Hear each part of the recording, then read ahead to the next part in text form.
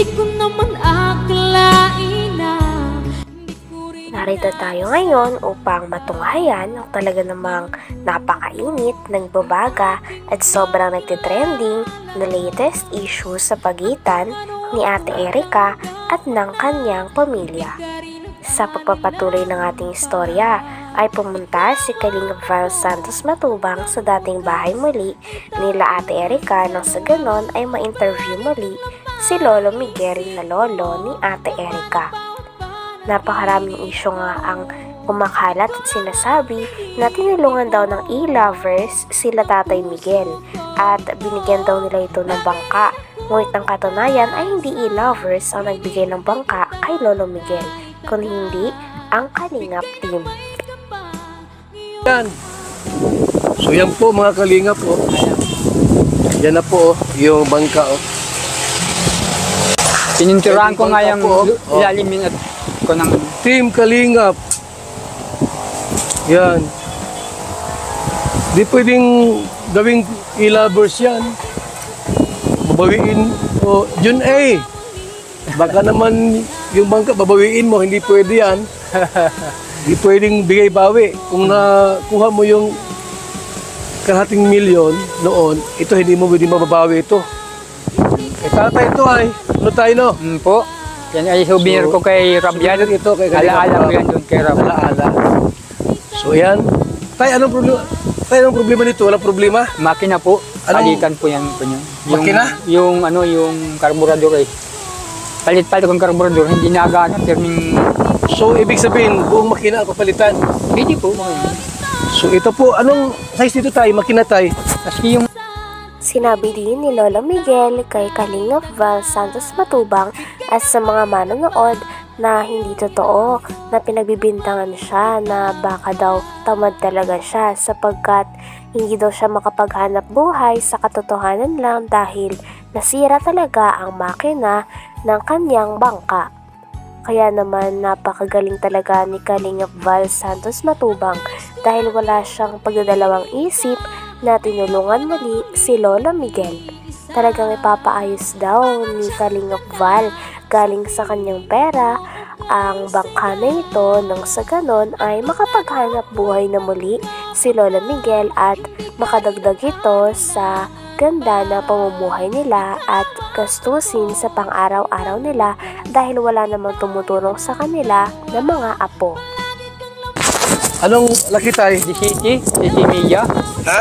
City Media. 7.30 na hundang makina. Yung pong makina naroon sa bahay, tiyanggal ko. Tinanggal mo. Yung Kimbo, tiyanggal ko po. So ang ganda ng dagat natin oh, mga Kalingap oh. Yan oh, yung dagat oh. At napakagandang lugar dito mga kaibigan. Napakalamig ng simoy ng hangin at mahangin dito. So ito na yung bangka po. Ito na po, may problema lang sa makina. Bakit na nagka-problema sa makina tayo? Nasira po yung yung karburador. Binibirag Nasira ko. yung Karburador po. karburador? Pinalitan ko, yung pa din. Okay. So okay lang po yan kasi makina yan eh. Tao nga nasisira, makina pa kaya. Diba? Ito po yan. So ito na po ang yung mga nagtatanong po, ito yung bangka ni Tatay. Pagawa ng Team Kalingap. Walang pwedeng kumuha nito. Magkakadimandahan tayo pag may bumawi nito. Ang bigay-bigay po yan. Parang regalo sa birthday. Binigay, babawiin nyo. Sinabi pa dito ni Kalingap Val Santos Matubang na ang mga binibigay daw ng Kalingap ay never daw yan binabawi. Dahil once na nagbigay ka sa isang tao ng tulong, ay dapat sigurado ka at wala nang bawian. Dahil umaasa din ng mga tao dito. Hinalimbawa pa nga ni Kalingap Val na paano kung nagbigay ka ng isang ice cream at gusto mong bawiin. Ito daw ay tunaw na, kaya paano pa ito mababawi? Grabe at napakagaling talaga ni Kalingap Val dahil yung mga tinutulungan niya ay talagang umaasenso sa buhay at wala itong halong pambabawi.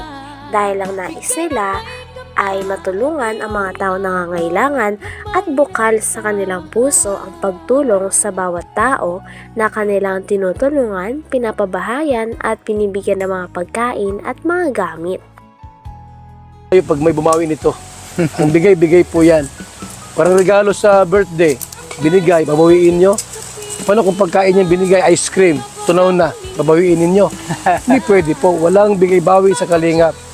Ito po ay, yan. Kita niyo po yung bangka na yan? Sina po yan. Ayan, Yan baga po. may Team Kalingap. Team Kalingap. Oh, yung makina po, ang ipapaayos po natin para bagong-bago. Diyan ka tayo nanguhulang isda. So, unahan pa po yan. Unahan pa niyang bundok Ikaw niya. lang mag-isa. Yung panganay kong lalaki. Okay. So, yan po ha. Ito na yung bangka po. Ang nakalagay, Team Kalingap. Team Kalingap. Si tatay po ang nagmamanage niyan. At siyempre nagkataon lang po na nagka-problema sa makina. Pero under po yan mga Kalingap. Ayun po. Andarin po natin yan. Makina lang ang wala niyan. Oh, walang problema yan, tay. Punta tayo. Tayo pabalik doon muli. Pinagsabihan pa ni Kalingap Val Santos Matubang ang mga lovers na dapat hindi daw nila binabawi ang mga bagay na kanilang pinapamigay dahil pangit na ugali daw yon, natutulong sa kapwa at babawiin ito pagkatapos ng mga maraming hindi pagkakaunawaan. Once na nagbigay ka sa tao ay dapat sigurado ka na at wala na itong bawian dahil hindi naman nila pinilit, natulungan mo sila. Grabe at napakabait talaga ni Kalingap Val dahil patuloy niya pa rin tinutulungan si Lola Miguel. Inaambi pala ng ano. Inaambing nila, tay. Ay. Lahat daw sa kanila. Wala. Hindi yun Ito talaga. yung gamit sa loob ng bahay. Ay. Inaambing nila. Nagambang-ambagan daw yung lovers. Baka yung, Wala na kay Jun eh. baka po, Kuya Rab, yung kayuram ko sa kanya pa. Yung kayura. Grabe naman na sila. Yung kayuram ko ng nyug. Lahat na sa kanila. Lahat na, lahat. Pati nga yung laman ng tindahan nung ni Jeannie, sa kanila daw yung laman yan. Lahat na lang. Lahat ay ambiig. Huwag naman kayong gayaan. Hindi magandang ugali yan na lahat iaangkinin. Ako po ay nagtatanong lang dito. Ang nais ko lang po ay ilabas ang katotohanan. Kaya ako'y nandito muli kay na tatay tungkol po sa bangka. At sa bangka po, ayon kay tatay Miguel, ay si Kalingap Rab ang nagpagawa niyan. Po, totoo At- po yan. Ayon sa kanyang nalalaman, pera daw Inihayag din ni Kalingap Val Santos Matubang na ang bangka na binigay kay Lola Miguel ay wala na talagang bawian sapagkat sabi niya nga ang binigay ay binigay na kaya hindi na dapat bawiin dahil binigay na nga. Grabe at napakatas nga ng paninindigan ni Kalingap Val at talagang pumapanig lamang siya sa tama. Hindi rin naman kasi tama na kukunin natin ang isang bagay na binigay na natin. Kaya pinapaunawa ito ni Kalingap Val sa mga manonood, lalong-lalo na sa mga e-lovers na nagtatangkang bawiin ang mga tulong na binigay nila kay Lola Miguel pati na rin sa pamilya ni Ate Erica. Grabe at tuwang-tuwa din si Lola Miguel dahil napakabait ni Kalingap Val Santos Matubang sa kanila. si Kalingap Rab ang nagpagawa niyan. Po, totoo At- po yan. Ayon sa kanyang nalalaman, pera daw po ni Jun Ian. So binigay na po ito. Wala nang pwedeng umangkin at kumuha kasi ang binigay ay bigay. Hindi yan pwedeng bigay-bawi. Kung yan pala ay panty, babawiin mo yung panty. Susuot mo. Malaking kalukuhan po yan. So ayan, no? Kumusta tayo? Pumunta si Dudong dito, si Ruel. Dinalaw ka? Po, kahapon. Anong sabi sa'yo? Yun nga po mga sabi nga, na-scout mo daw ako, ganyan. Mm-mm. At nagtag-usapan namin. Sabi ko, tiyo mo eh. Anong pinag-usapan niyo ni Ruel tayo? Ayun lang po mga ano, mga tungkol sa kuwan.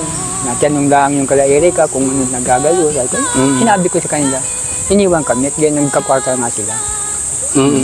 Kaya na, hindi naghahangad ng kwarta nila. Oo. Kanila yun. Tama yun.